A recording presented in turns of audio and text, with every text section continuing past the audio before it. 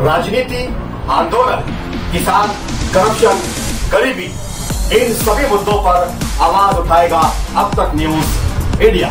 सत्ता के आगे जब भी सवाल कमजोर पड़ने लग जाए तो सवाल उठाने पड़ते हैं। बोल के लफ्ज आजाद है तेरे, बोल के सच जिंदा है अब तक। सध्या निवडणूक चालू आहे।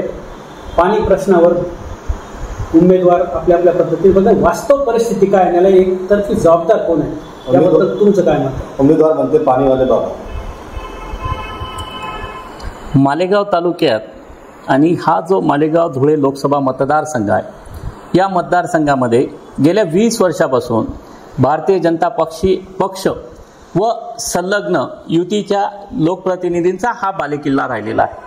या मतदारसंघात 2004, 2009, 2014 आणि 19ला तर डॉक्टर सुभाष बाबा भामरे साहेब या ठिकाणी खासदार म्हणून निवडून गेले। त्या अगोदर प्रतापदादा, त्या अगोदर हरिश्चंद्र चव्हाण साहेब हे देखील या ठिकाणचे लोकप्रतिनिधी राहिलेले आहेत। मग 20 वर्षामध्ये जर मालेगाव तालुक्यातला पाण्याचा प्रश्न सुटू शकत नसेल आणि पाण्यासाठी 2 माता भगिनींना जोडग्यामध्ये आपली जीव गमवावा लागत असेल तर याला सर्वस्वी डॉक्टर भामरे साहेब आणि भारतीय जनता पक्ष त्याचबरोबर युतीचं सरकार सर्वस्वी जबाबदार आहे असं माझं स्पष्ट मत आहे। मालेगाव तालुक्यातले त्याचबरोबर या विभागातले उत्तर महाराष्ट्रातले पाणी प्रश्न सोडवला, पाणीवाले बाबा म्हणून स्वतःची प्रसिद्धी मिळवून घेतली, पण पाणी किती उपलब्ध केलं याला महत्व आहे त्या पाण्याचं डिस्ट्रीब्युशन करणं याला पाणीवाला बाबा म्हणून म्हणता येणार नाही। नवीन पाणी किती उपलब्ध केलं, नवीन पाण्याचे भांडे किती निर्माण केले आहे, नार पार गिरणा लिंकिंग सारखा प्रकल्प आपण मंजूर का करून घेतला नाही, हे प्रश्न माननीय सुभाष बाबा भामरे साहेब याचं उत्तर देतील का? हा आमच्या मालेगावच्या कसमादीच्या जनतेचा प्रश्न आहे।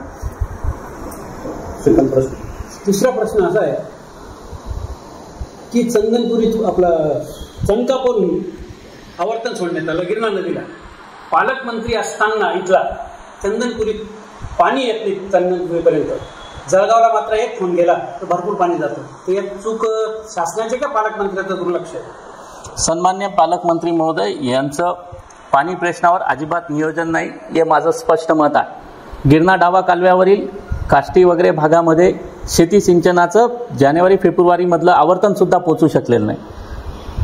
गिरणा नदीत जे पाणी सोडून घेण्यात आलं त्याचं त्यांनी बॅनरबाजी केली, स्वतःचं क्रेडिट घेण्यासाठी बातम्या लावून घेतल्या, स्वतःच्या कार्यकर्त्यांच्या माध्यमातून सोशल मीडियावर स्वतःची खूप वाहवा करून घेतली, परंतु पाणी चंदनपुरीपर्यंत पोहोचू शकलं नाही।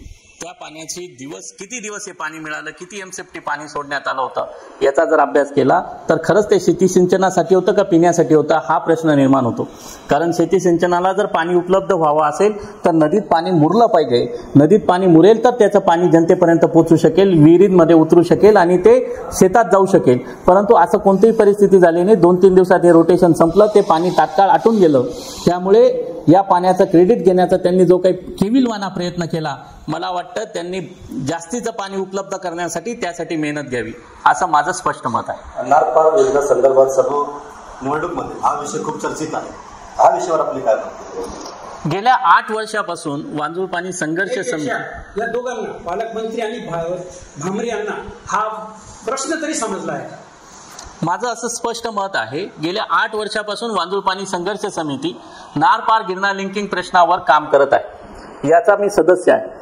2018 मध्ये सन्माननीय तत्कालीन संरक्षण राज्यमंत्री आणि आता धुळे लोकसभा मतदारसंघातील उमेदवार माननीय भामरे साहेबांना जलसंपदा विभागाचे अधिकारी, या तालुक्यांमधले सामाजिक कार्यकर्ते, राजकीय पक्षाचे नेते आणि पत्रकार बांधवांच्या उपस्थितीत संपूर्ण सुरगाणा तालुक्यातल्या नार पार गिरणा, अंबिका, औरंगा, तानमान या नद्यांचा पूर्ण अभ्यास करण्यासाठी संपूर्ण दौरा करून आणला होता।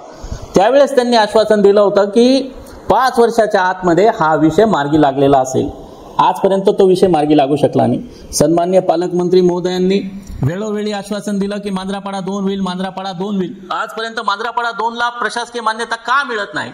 2022च्या डिसेंबरमध्ये नागपूर हिवाळी अधिवेशनात राहुल दादा आहेर, देवळा चांदवडचे लोकप्रतिनिधी यांनी लक्षवेधी सूचना मांडली होती। या सूचनेवर जलसंपदा मंत्री तथा राज्याचे उपमुख्यमंत्री सन्माननीय देवेंद्र फडणवीस साहेब यांनी घोषणा केली होती की 2 महिन्याच्या आत नार पार गिरणा लिंकिंग प्रकल्पाला मान्यता देण्यात येईल। माननीय मुख्यमंत्री महोदय मालेगावात एकनाथ शिंदे साहेब यांची विभागीय बैठक सन्माननीय पालकमंत्री महोदयांनी आयोजित केली होती, त्यावेळेस त्यांनी 2 प्रमुख मुद्दे घेतले होते, मालेगाव जिल्हा निर्मिती आणि नार पार अंबिका औरंगा तानमान गिरणा लिंकिंग प्रकल्प. याचं कुठे काय झालं, माननीय मुख्यमंत्र्यांनी यावर घोषणा का केली नाही, याचं उत्तर जबाबदारीने सन्माननीय पालकमंत्र्यांनी मालेगावच्या जनतेला दिलं पाहिजे. मालेगाव तालुका भयंकर दुष्काळात होरपळतो आहे. आज गावोगावी टँकर चालू आहे. शेती पिण्यासाठी जनावरांसाठी टँकरची व्यवस्था करावी लागत आहे. याला सर्वस्वी सन्माननीय पालकमंत्री महोदय जबाबदार आहेत. गेल्या 20 वर्षापासून ते या विभागाचे या विधानसभा मतदारसंघाचे आमदार आहेत आणि त्यांच्याकडे गेल्या 8-9 वर्षापासून राज्यात महत्त्वाच्या मंत्रिमंडळात जबाबदारी आहे. मंत्रिपदावर असताना या भागाचा कायाकल्प बदलू शकेल, समृद्धी नांदू शकेल असा प्रकल्प मंजूर करण्याऐवजी ते जर किरकोळ बोरी आंबेदरी सारख्या प्रकल्पाला आपली महत्वाकांक्षा आपलं सर्व ताकदपणाला लावत असतील तर मला वाटतं त्यांची कीव करावीशी वाटेल. आपण आपली ताकद आपलं सर्वस्व नारपार गिरणा लिंकिंग प्रकल्पासाठी खर्च करावं. सन्माननीय पालकमंत्री महोदय आणि खासदार सुभाषबाबा भामरे यांनी आता जनतेची दिशाभूल करणं बंद करावं आणि जनतेच्या महत्त्वाच्या प्रश्नाला हात घालावा अशी आमची मागणी आहे. प्रत्येक सभामध्ये डॉक्टर सुभाष भामरे हा म्हणतात की हा निवडणूक माझी नाही, हा निवडणूक पंतप्रधानला 3रा वेळा पंतप्रधान करायची आहे. हा निवडणूक त्या 10 वर्षामध्ये काय केले हे सांगतात नाही. नारपारची योजनेवर काय बोलत नाही. गिरणा डेल संदर्भात बोलंबेदरी जोडगे त्या संदर्भात काय बोलतात नाही. फक्त त्या मोदीच्या नावावर वोट मागते. तुमचं काय मत आहे, हा सक्षम खासदार आहे का 10 वर्षामध्ये यांनी विकास केलेला आहे? सन्माननीय खासदार तथा धुळे लोकसभा मतदारसंघातील भारतीय जनता पक्षाचे उमेदवार खासदार सुभाषबाबा भामरे साहेब हे जर स्वतः सक्षम राहिले असते आणि यांनी रेल्वे प्रश्न, मालेगाव तसेच धुळा पिंपळगाव राष्ट्रीय महामार्गाचं 6पदरीकरण, इंदोर पुणे महामार्गाचं 4पदरीकरण, नारपार गिरणा लिंकिंग प्रकल्प, मालेगाव शहरातील विविध प्रश्न, मालेगाव अल्पसंख्याक शहर असताना या ठिकाणी शैक्षणिक टेक्स्टाईल पार्क वगैरे सारख्या सुविधा निर्माण करण्यासाठीचा प्रश्न, ते संरक्षण राज्यमंत्री असताना रामपुऱ्यामध्ये गेल्या काळामध्ये भुजबळ साहेब समीर भाऊ भुजबळ खासदार असताना अलीगड मुस्लिम विद्यापीठाची शाखा निर्मितीसाठीचा प्रयत्न झाला होता.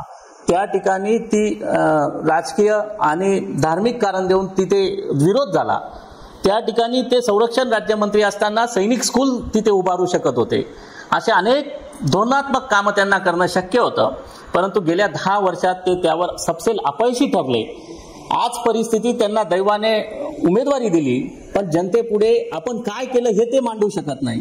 म्हणून मोदीजींच्या नावाने धार्मिक मुद्द्यांना हात घालून ते लोकांना भावनिक आव्हान करून लोकांची दिशाभूल करून मतं मागत आहे. हाच त्यांच्या पराजय त्यांच्या डोळ्यासमोर दिसतोय. हे त्याचं स्पष्ट मत आहे. माझं स्पष्ट मत आहे की त्यांचा पराजय डोळ्यासमोर दिसत असल्यामुळेच ते मोदीजींच्या नावावर मतं मागत आहेत. जर त्यांनी कर्तृत्व केलं असतं, त्यांनी आपलं कर्तृत्व सिद्ध केलं असतं तर ते 100% स्वतःच्या कर्तृत्वावर त्यांनी मतं मागितले असते. उमेदवार स्वतःच्या कर्तृत्वावर उमेदवार आपण काय कर्तृत्व केलं याच्यावर त्यांनी उमेदवारी केली पाहिजे, ना की गॉडफादर किंवा त्याच्या देशाच्या पंतप्रधान कोण होतील त्या नावावर मतं मागितले पाहिजेत. असं ह्या मालेगाव तालुक्यातल्या जनतेचा सूर आहे आणि त्यामुळे रामपुरा असेल अनेक ग्रामीण भागांमध्ये जनतेने शेतकऱ्यांनी त्यांना त्यांच्या कार्यकर्त्यांना स्पष्ट उत्तरं दिलेली आहेत. निखिल भाऊ, त्या जिथे मुद्दे तुम्ही सांगितले हा सर्व मुद्द्यावर माननीय डॉक्टर सुभाष भामरे हा म्हणतात की काम प्रगतीपदावर आहे. रेल्वेचं काम त्यांनी मार्गी लावलंय. नारपार योजनेच्या जोडगामध्ये फॅक्टरीच्या आणि पार्ट 1 आणि पार्ट 2 अमृतजल योजना हा सर्व प्रगतीपथावर ते कोटी रुपयाचा हिसाब होतो. नाही, सत्य आहे. त्यांचे प्रत्येक कामं प्रगतीपथावर असतात. आता तुम्ही सांगितलं की नारपार गिरणा लिंकिंग ते 2018 पासून सांगतात आहे की वापकोस इंडिया कंपनीला 14 कोटीचं सर्वेक्षणाचं काम दिलं, पण 2018 ते आज 2024 6 वर्षापासून सर्वेक्षणाचंच काम होतं आहे का? तेच काम प्रगतीपथावर आहे का? त्याचं पुढचं काय झालं? राष्ट्रीय महामार्ग क्रमांक 3च्या 6 लेनचा विषय जे ते मांडतात आहे की 3 उड्डाणपूल मंजूर आहेत, ते 6 लेन सर्व्हिस रोड, तिथे 300 निरपराध नागरिकांचा मृत्यू झाला, ॲक्सिडेंटल डेथ झाल्या. त्याची जबाबदारी त्यांनी घेतली पाहिजे.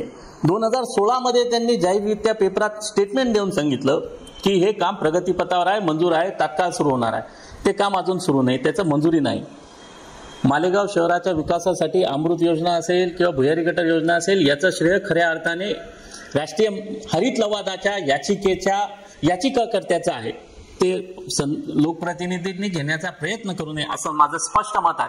कारण हरित लवादाने जे आदेश दिले त्या आदेशानुसार शहरामध्ये विविध विकास कामं, भुयारी गटार, नदी स्वच्छता वगैरेचे कामं चालू आहे.